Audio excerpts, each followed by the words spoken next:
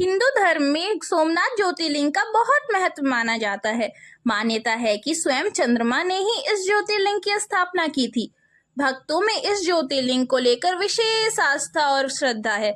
लाखों श्रद्धालु यहाँ दर्शन के लिए आते हैं। पर क्या आपको पता है कैसे हुई सोमनाथ ज्योतिर्लिंग की स्थापना? चंद्रमा ने क्यों की थी तपस्या? शिव का नाम सोमनाथ कैसे पड़ा?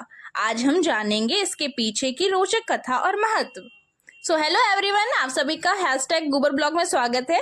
आज हम लोग जानेंगे सोमनाथ ज्योतिर्लिंग के बारे में। हिंदू धर्म में ज्योतिर्लिंग विशेष महत्वपूर्ण स्थान रखते हैं। भारत में कुल 12 ज्योतिर्लिंग हैं। ये सब ज्योतिर्लिंग भगवान शिव की अनंत ऊर्जा का स्वरूप माने जाते हैं। इन 12 ज्योतिर्लिंग में सोमनाथ ज्योतिर्लिंग सबसे पहले नंबर पर आता है।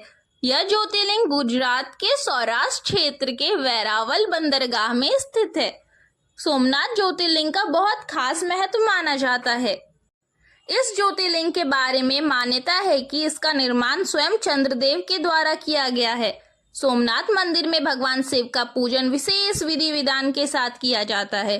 सोमनाथ का अर्थ है सोम के स्वामी, जो चंद्रमा के देवता हैं। यह मंदिर इस बात का भी प्रतीकात्मक रूप से दर्शाता है कि भगवान शिव समस्त सृष्टि के आधार हैं और सभी जीव जंतु के पालनहार हैं।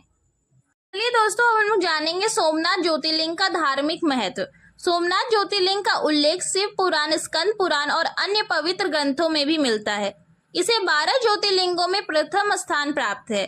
मान्यता है कि सोमनाथ ज्योतिर्लिंग के दर्शन मात्र से ही भक्तों को मोक्ष की प्राप्ति हो जाती है और उनके समस्त पापों का नाश होता है।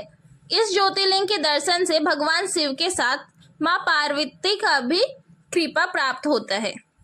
चलते दोस्तों, हम लोग अब सोमनाथ मंदिर के प्रमुख पौराणिक कथा के तरफ। पौराणिक कथा के अनुसार चंद्रमा दक्ष प्रजापति की 27 पुत्रियां के पति थे, लेकिन इन सब में चंद्रमा को अपनी पत्नी रोहिणी से विशेष स्नेह था, जिससे अन्य 26 पत्नियां खुद को उपेक्षित और अपमानित अनुभव करने लगी और उन्होंने चंद्रदेव की शिकायत अपने पिता से की। जब यह बात दक्ष प्रजापति को पता चली तो उनको अपनी 26 पुत्रियों को लेकर बहुत दुख हुआ। उन्होंने चंद्रदेव को समझाने का प्रयास भी किया, लेकिन असफल रहे। तब राजा दक्ष ने चंद्रमा को श्राप दिया कि उनका तेज धीरे धीरे कमजोर हो जाएगा। दक्ष प्रजापति के श्राप के कारण चंद्रमा का तेज कम होने लगा और वे अत्यंत दुखी हो गए।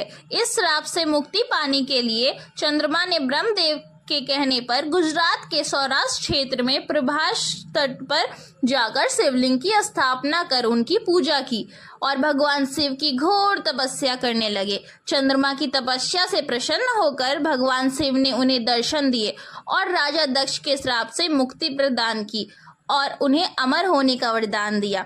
भगवान शिव ने चंद्रमा को आशीर्वाद दिया और कहा कि वे प्रत्येक 15 दिनों में पुनः पूर्णिमा का रूप धारण करेंगे और फिर से क्षीण होंगे।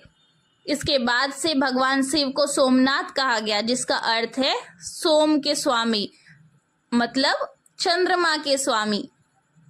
कहा जाता है कि श्राप मुक्त होकर चंद्रमा ने भगवान शिव से उनके बनाए हुए शिवलिंग में रहने की प्रार्थना की।